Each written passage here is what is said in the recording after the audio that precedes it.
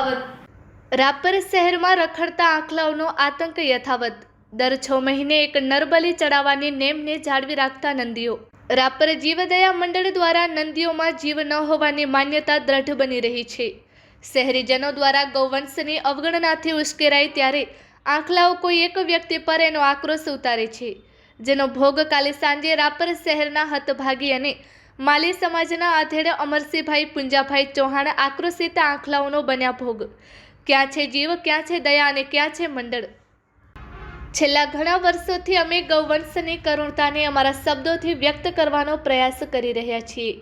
Aluminium સાથે પૂંઠા ખાતો નંદી હોય કે સરકારે જેને પ્રતિબંધિત કરેલ છે એવા પ્લાસ્ટિકને આરોગતો નંદી હોય, ગુટખા ના ફેંકાયેલા નાના એવા પડીકા હોય કે સોડિયમથી ભરપૂર ખાદ્ય પડીકાને આરોગીને પેટ ભરતો નંદી હોય, કચરો ફેંકીને ગૌવંશને દયાપાત્ર સમજતા કાછિયા હોય કે માલી ચોકની કચરા પેટી સમજી નંદીઓ માટે કચરો ફેંકી જતા જીવદયા પ્રેમીઓની જીવદયા જોવા માટે કચ્છ કેર ટીવી ન્યૂઝ દ્વારા જ્યારે શહેરની પ્રદક્ષિણા કરી ત્યારે જે દ્રશ્યો જોવા મળ્યા એનું વર્ણન કરવા માટે શબ્દ સમૂહ ટૂંકો પડે।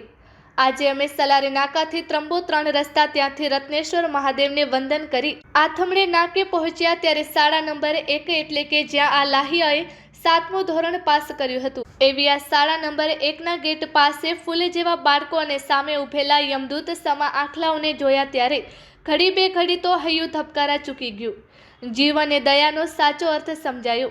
જેમને જોતા જ વહાલ ઉપજે એવા ભગવાન સમ ભૂલકાઓના વાલીઓ માટે માં શારદાએ જે શબ્દો આપ્યા એની કચકચાવીને ભેટ આપીને આગળ વધ્યા તો માંડવી ચોકમાં પહોંચવાથી પહેલા જૂની કન્યા શાળા પાસે પડેલા કચરાના ગંજોને ગૌરવથી પેટમાં પધરાવી રહેલા ગૌવંશને જોઈ આંખો નમ બની ગઈ।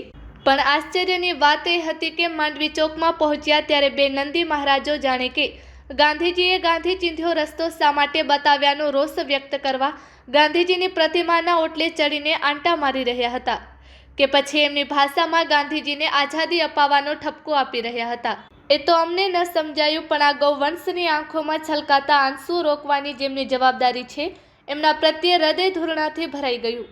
માંડવી ચોકથી આગળ વધ્યા તો ઝૂંપડીવાસના મોઢે ગૌપ્રેમીઓએ નાખેલ કચરો ટાઢા પેટે જમી રહ્યા હતા। જેનું માનું દૂધ પીધું છે એવા ગૌવંશની આવી સ્થિતિને જોઈ ફરી આંખોમાં એકવાર પાણી। પણ આગળની કહાણી તો એનાથી પણ દારૂણ હતી। માલી ચોકની સ્થિતિ એમ જ હતી તો બસ સ્ટેશનની બાજુમાં બંડખોરી કરી નગરપાલિકાએ બનાવેલી નવી શાક માર્કેટને ધરાર અવગણના કરી બાપ બનીને બેઠેલા કાછીઓ સાંજે વધ્યું ઘટ્યું નાખીને પુણ્ય કમાઈ લે છે। પણ મહંત અંશે એ કચરો જ હોય છે।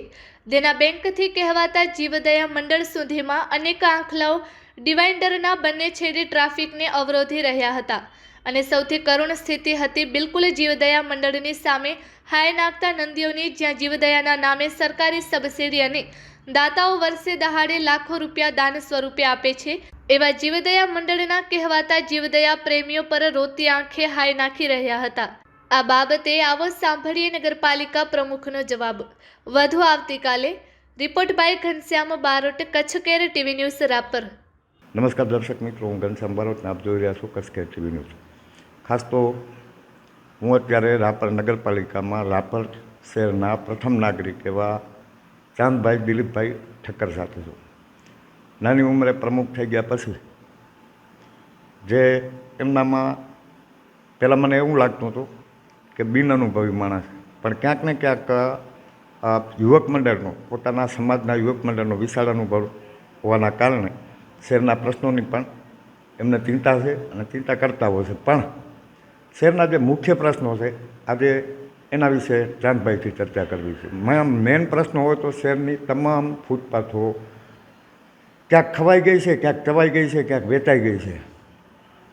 દરેક દુકાનની આગળ કાછિયાઓના ખડકલા થઈ ગયા છે। ભંગારના વાડાવાળાઓએ આખા રોડ દબાવી લીધા છે અને ખાસ પ્રશ્ન છે રખડતા આંખલાઓનો। એટલે આ તમામ પ્રશ્નો બાબતે આપણે ચાંદભાઈથી ચર્ચા કરવાના છીએ। પણ અત્યારનો આજે જે મારે મુલાકાત લેવાની જરૂર પડી એ વાત હતી પરમ દિવસે એક રખડતા નંદીઓએ લડતા હતા ને એમાં એક એક્ટિવા સવાર એનો ભોગ બન્યા। એટલે ક્યાંક ને ક્યાંક આવા બનાવ આ પ્રથમ નથી। જ્યાં સુધી મને યાદ છે ત્યાં સુધી છેલ્લા 1.5-2 વર્ષની અંદર આવા બનાવો છા બનાવો તો મને યાદ છે, પણ આપણે કાલના પરમ દિવસના બનાવવાની વાત કરશું. ચાંદભાઈ, આ રખડતા આખલાઓનો પ્રશ્ન એટલો બધો ગહન છે કે જેની સીમા નહીં. તમે પોતે નીકળો છો ગામમાં, તમે જોતા હશો કે આપણે દરેક ગલીએ દરેક શેરીએ જાણે કે કેમ યમરાજ ઊભા હોય એવું લાગે છે. આ પ્રશ્નના નિવારણ માટે નગરપાલિકા દ્વારા શું કરવામાં આવે?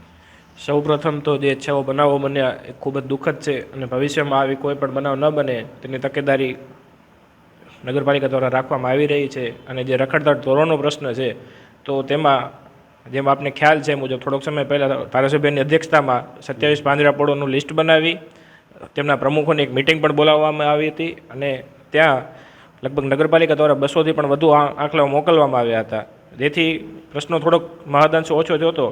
પણ તેમ છતાં હજી ગામના લોકોને એક પ્રશ્ન હોય છે કે આવડા આંકડા મોકલ્યા તો એ ગામમાં હજી સંખ્યા ઘટતી નથી. તો એનું એક કારણ કહીએ તો રાતના સમયે જ્યારે આજુબાજુના ગામડાવાળા કોઈ હોય નહીં ત્યારે આંકડા કોઈ પણ ચોકડીએ કે કોઈ પણ જાહેર રસ્તે મૂકી અને હલ્યા જતા હોય છે અને અહીં આંકડા ગામમાં પછી અધમ મચાવતા હોય છે, કેમ કે આપણે અહીંયાથી પકડવાની કામગીરી ચાલુ જ છે, પકડીને આપણે મોકલતા હોઈએ છીએ પાંજરાપોળમાં. અને જે પ્રમાણે ધારાસભ્યશ્રીનું સૂચન હતું કે જે પાંજરાપોળ પ્રાઇસ અમે કોડ કરેલો હતો કે સપોઝ કે કોઈ રાપર પાંજરાપોળ હોય તેમાં લાલ કલરનો કોડ કરેલો હોય તો આંકડાના શીંગડામાં અમે લાલ કલર કરીને મોકલતા હતા, જેથી કરીને એ આંકડો રિટર્ન ના આવે.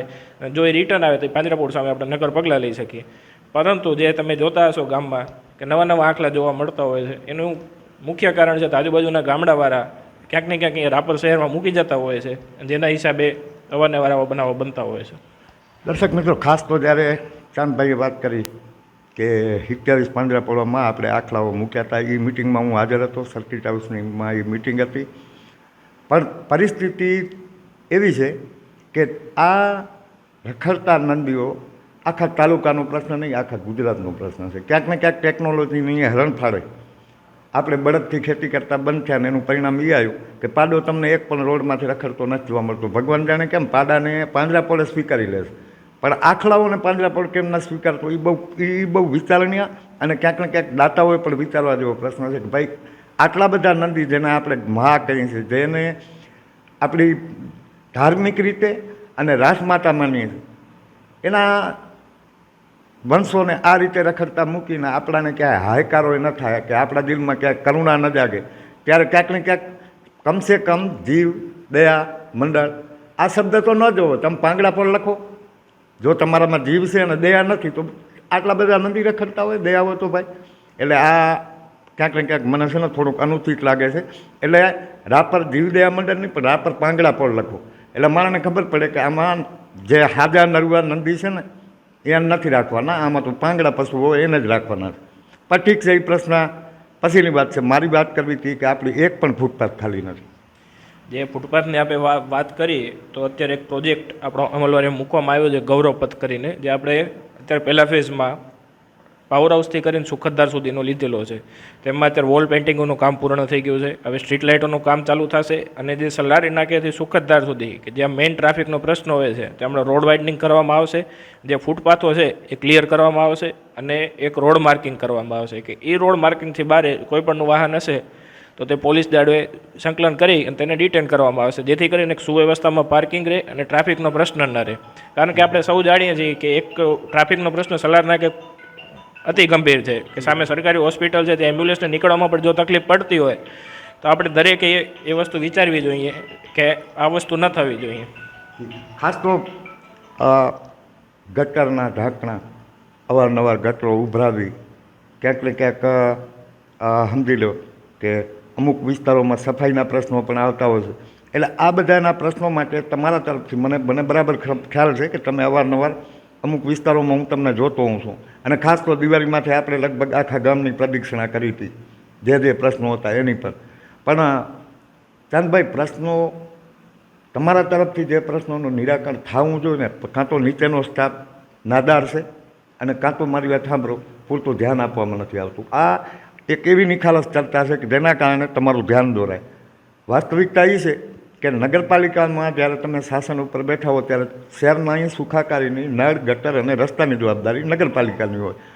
શું કહેશો ખાસ તો આ જે તમે વાત કરી કે સફાઈના અને ગટરના પ્રશ્નો હોય છે એ ક્યાંક ને ક્યાંક પ્રોપર મોનિટરિંગ કરવા છતાં પણ જો સોલ્વ ન થતા હોય તો એના માટેનો હમણાં એક રસ્તો કરેલો છે જેની આપણે વહીવટી મંજૂરી મળી ગઈ છે કે શહેરના જે મુખ્ય માર્ગો છે અને જે આપણી મુખ્ય બજારો છે તે આખી કોન્ટ્રાક્ટ બેઝ સફાઈમાં આપણે મોકલી આપી છે અને જેની મંજૂરી મળી ગઈ છે. ટૂંક સમયમાં ટેન્ડર પ્રક્રિયા થશે જેથી કરીને એક પ્રાઇવેટ એજન્સી કે આપણે એમ કહીએ કે ટેન્ડરથી એટલે કોન્ટ્રાક્ટ બેઝ થઈ જશે જેથી કરીને એક થોડીક ગુણવત્તામાં સુધારો થાય. અને બીજો પ્રશ્ન કે જે ગટરના ટાંકડાનો તમે કર્યો તો એનું પ્રોપર સર્વે ચાલુ જ હોય છે. જ્યાંથી પણ ફરિયાદ આવતી હોય ત્યાંથી એની એક ટીમ આપણે અહીંયા કને ગોઠવેલી જ છે કે કોઈનો પણ ફોન આવે કે અહીંયા ચેમ્બર ઉભરાય છે કે આ છે તાત્કાલિક તેનું નિવારણ થાય. તેના માટે આપણે એક હેલ્પલાઇન નંબર પર જારી કરેલો છે કે હેલ્પલાઇન નંબરમાં કોઈ પણ ફરિયાદ આવે તો એનું મેક્સિમમ 2 થી 3 દિવસમાં સોલ્યુશન થઈ જાય છે. અને એનું મોનિટરિંગ હું પોતે ચીફ ઓફિસર સાહેબ દરરોજ સાંજે એનું રિપોર્ટિંગ લેતા હોય છે કે કેટલી ફરિયાદો આવી અને કેટલી સોલ્વ થઈ અને સોલ્વ નથી થઈ તો એનું કારણ પૂછે છે કે કેમ સોલ્વ નથી થઈ તમારાથી. ખાસ તો ચાંદભાઈ તમે હેલ્પલાઇન નંબર